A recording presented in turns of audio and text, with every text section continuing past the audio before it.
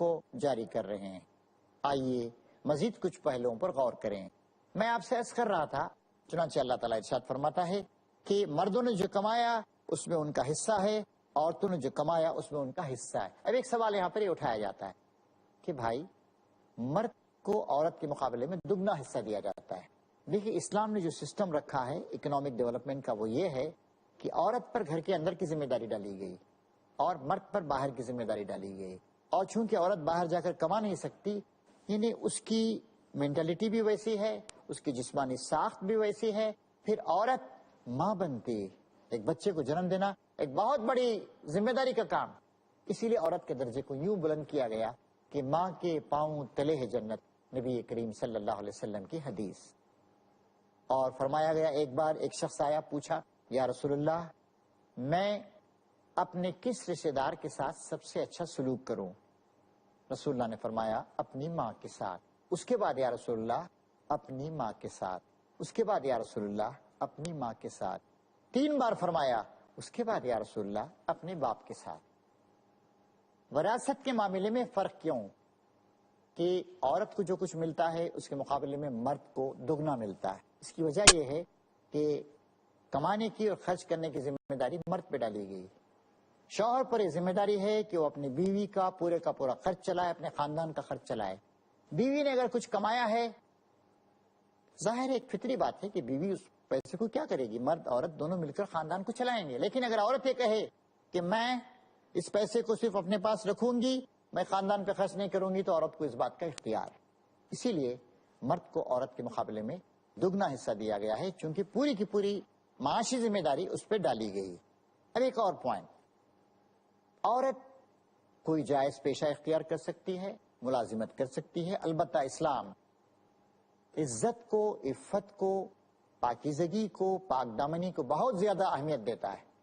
اسلام میں بد نظری کی اجازت نہیں ہے، بدکاری کی اجازت نہیں ہے، زنا کے لیے بہت زبردست سزا مقرر کی گئی، اور عورتیں ولنریبل ہوتی ہیں۔ آج آپ جانتے ہیں ہمارے سماج میں عورتوں کو طرح طرح کی تکلیفیں دی جا رہی ہیں، فوج تک میں وہ محفوظ نہیں ہیں، سیکسول ہراسمنٹ کے مختلف کیسز ہوتے رہتے ہیں۔ اس لیے اسلام عورتوں کو کام کرنے کی اجازت دیتا ہے، لیکن مناسب پروٹیکشن کے تحت، اور عورتوں مردوں کا آزادانہ میل ملاپ، ان کا ہنسی مذاق کرنا، اور عورتوں کی طرف لوگوں کا گھور گھور کے دیکھنا، عورتوں کی حسن سے اپنی آنکھوں کو سینکنا، اسلام اس کی ہرگز اجازت نہیں دیتا ہے۔ لیکن ظاہر ہے عورتیں جو پیشہ اختیار کرنا چاہیں، جو تجارت کرنا چاہیں، کر سکتی ہیں۔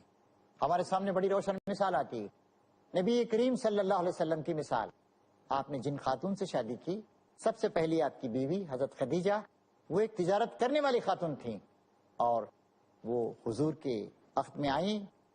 حضور جب اسلام کے داعی بنے تو سب سے پہلے اسلام قبول کیا اور اپنی ساری دولت اسلام کے راستے میں لگا دی، بلکہ حضور ان کے ہاں پہلے ملازم تھے اور ان کی طرف سے تجارت کرتے تھے۔ تو اس طریقے سے عورت کو ملازمت کرنے وغیرہ وغیرہ کی پوری اجازت ہے۔ معاشرتی قدر و منزلت کے معاملے میں بھی عورتیں اور مرد برابر، چنانچہ نہ مرد دوسرے مردوں کا مذاق اڑائیں کیونکہ ہو سکتا ہے کہ ان سے بہتر ہوں، اور نہ عورتیں دوسری عورتوں کا مذاق اڑائیں کیونکہ ہو سکتا ہے ان سے بہتر ہو۔ مذاق اڑانا، کیریکٹر اسیسینیشن کرنا، غیبت کرنا، چغلیاں کھانا، کسی کی تحقیر کرنا، کسی کے عیبوں کی ٹوہ میں لگنا، تجسس کرنا، کسی سے دشمنی کرنا، بغض کرنا، یہ مردوں عورتوں دونوں پر اس چیز کو حرام قرار دیا گیا ہے۔ پھر شریک حیات کا انتخاب، کسی عورت کی شادی اس کی اجازت کے بغیر نہیں کی جا سکتی، بلکہ شادی کے بارے میں جیسے ہم دیکھتے ہیں ہندوستان میں کنیا دان، یعنی اپنی کنیا کو، اپنی بیٹی کو دان دے دیا۔ اسلام میں کنیا دان کا تصور نہیں۔ اسلام یہ کہتا ہے کہ نکاح ایک معاہدہ ہے، ایک طرف اس میں شوہر ہے، ایک طرف اس میں بیوی۔ ایک خاتون اپنے باپ یا اپنے ولی کے ذریعے سے اپنے آپ کو پیش کرتی ہے نکاح میں، اور شوہر کہتا ہے کہ میں نے قبول کیا، I accept her as my legally wedded wife، میں اسے اپنی بیوی کی حیثیت سے قبول کرتا ہوں، اور پھر ساری ذمہ داری مرد پر منتقل ہو جاتی ہے۔ کسی عورت کو اس کی مرضی کے بغیر کسی کے نکاح میں نہیں دیا جا سکتا ہے۔ نبی کریم صلی اللہ علیہ وسلم کا طریقہ بھی یہ تھا کہ آپ بیویوں سے مشورہ لیتے تھے، آپ ان کے کاموں میں ہاتھ بٹاتے تھے، آپ کو ان کا احترام کرتے تھے۔ مشہور واقعہ ہے، ایک بار نبی کریم صلی اللہ علیہ وسلم اور حضرت عائشہ دونوں ایک خالی میدان تھا وہاں پر دوڑے. آپ کو عجیب سا لگے گا کہ اللہ کے نبی دوڑ رہا ہے, لیکن اس وقت حضور ذرا آپ کا بدن بھاری تھا, حضرت عائشہ ہلکی پھلکی تھی, تو عائشہ آگے نکل گئی. حضرت عائشہ کہا میں ریس میں فرسٹ آ گئی. پھر چند سال کے بعد ایسا ہوا کہ دوبارہ حضور نے کہا کہ چلو عائشہ آج پھر دوڑے. حضرت عائشہ ذرا اس وقت موٹی ہو گئی تھی, بھاری برکم ہو گیا تھا بدن, وہ پیچھے رہ گئیں, حضور آگے بڑھ گئے. حضور نے کہا کہ عائشہ آج میں نے تمہارے اس دن کا آج میں نے بدلہ لے لیا, آج برابر ہو گئے ہم دونوں. تو اس طریقے سے حضور کا رویہ اپنی بیویوں کے ساتھ رہا کرتا تھا. اسی طریقے سے اولاد کی حفاظت, اس کی تربیت کے سلسلے میں بھی لڑکا لڑکی دونوں برابر, بلکہ لڑکی کی تربیت پر زیادہ ثواب کا وعدہ کیا گیا ہے. یہ بھی فرمایا رسول اکرم صلی اللہ علیہ وسلم نے, جس نے 3 بیٹیوں کی پرورش و پرداخت کی اور اپنے بیٹوں کے مقابلے میں ان کو نیچا نہیں سمجھا, تعلیم و تربیت سے نوازا اور ان کو بیاہ دیا, تو میں اس کے لیے جنت کی ضمانت دیتا ہوں. جو صحابی تھے انہوں نے پوچھا یا رسول اللہ اگر 2 ہی بیٹیاں ہوں تو؟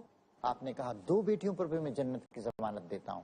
ابن عباس جو اس حدیث کے راوی ہیں وہ کہتے ہیں کہ وہ شخص چلا گیا, لیکن مجھے یقین ہے کہ اگر وہ پوچھتا کہ 1 بیٹی, تب اس پر بھی حضور کہتے میں جنت کی ضمانت دیتا ہوں.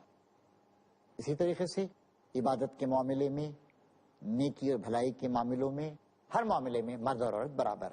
ہاں, عورت پر ایک بڑی ذمہ داری ڈالی گئی جس کا میں نے ذکر کیا, عورت ماں بنتی.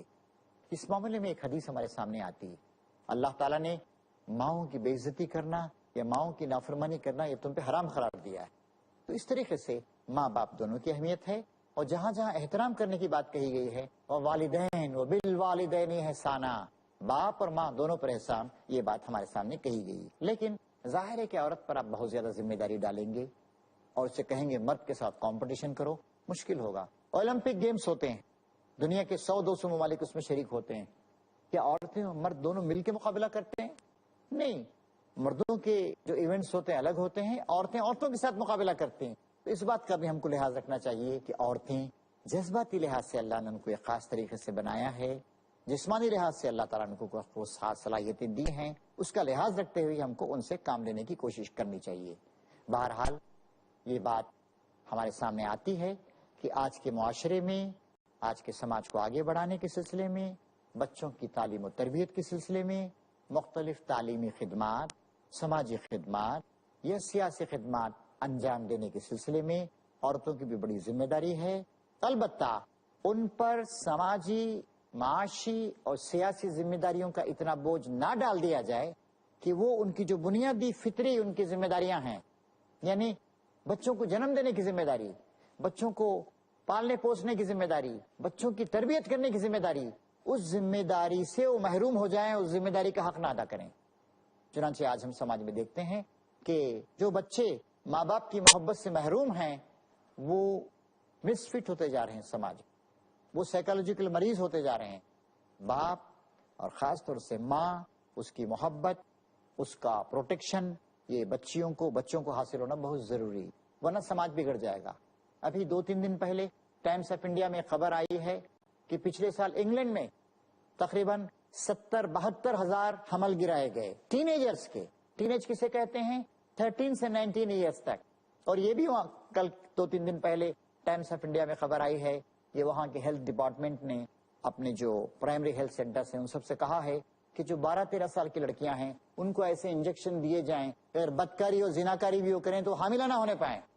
کتنی شرمناک صورتحال ہے. انگلینڈ جیسے ترقی یافتہ ملک میں 12 اور 13 سال کی لڑکیاں سیکسول ایکٹیویٹیز میں مبتلا ہو رہی ہیں, حاملہ بن رہی ہیں. کچھ ڈاکٹروں نے اس کی مخالفت کی ہے اور کہا ہے کہ نہیں, اس طرح کے جو انہیں انجیکشن دیے جائیں گے جس سے وہ حاملہ نہ ہو سکیں تو اس کی وجہ سے ان کا جو گروتھ کے ہارمون سے ان پہ اثر پڑے گا. اسی لیے اسلام چاہتا ہے کہ عورت کو پروٹیکشن دیا جائے, اور عورت کو اچھا پروٹیکشن گھر کے اندر ہی ملتا ہے جہاں تک اس کے درجے کا تعلق ہے.